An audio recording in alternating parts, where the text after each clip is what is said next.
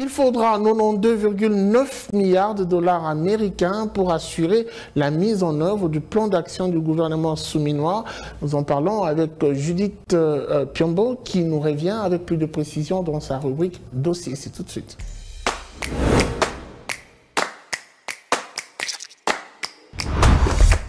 Judith Piombo, bienvenue. Merci à vous. Alors avec vous, nous allons décrypter ces chiffres évalués pour la mise en œuvre du plan d'action du gouvernement souminois. On parle de 92,9 milliards de dollars américains. C'est quand même une enveloppe colossale, mais j'aimerais qu'on revienne en faisant un comparatif par rapport au quinquennat passé, à la première mandature de Félix-Antoine Tshisekedi Tshilombo.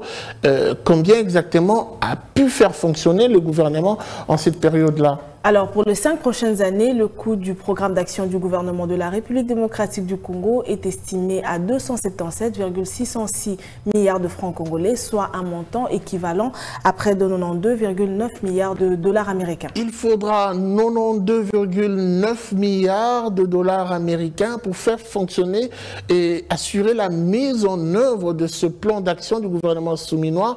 Je suis presque tenté de vous amener dans le passé un tout petit peu en faisant un récapitulatif comparativement au gouvernement Sama Lukonde. Et quelle est la différence? Alors, concernant le gouvernement Sama Lukonde, précisément, dans la période qui va de 2021 à 2023, le programme était chiffré à 36 milliards de dollars américains, soit un coût annuel de 12 milliards de dollars américains. Alors, Judith Piombo, j'aimerais qu'on élargisse un tout petit peu la réflexion.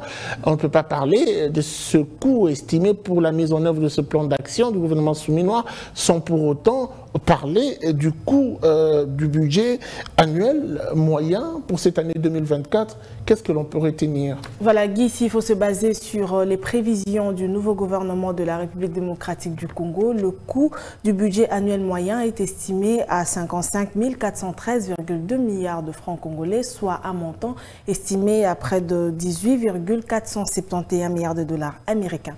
Alors, la chef du gouvernement, Judith Suminwa, a précisé que donc, ce coût du programme d'action est totalement couvert par des ressources étatiques et non étatiques du pouvoir central et des provinces, ainsi que des entités territoriales décentralisées. Mais alors la grande question qui revient d'ailleurs sur les lèvres de plusieurs observateurs, je la paraphrase d'ailleurs, est-ce que ce programme répondra-t-il aux attentes de la population congolaise?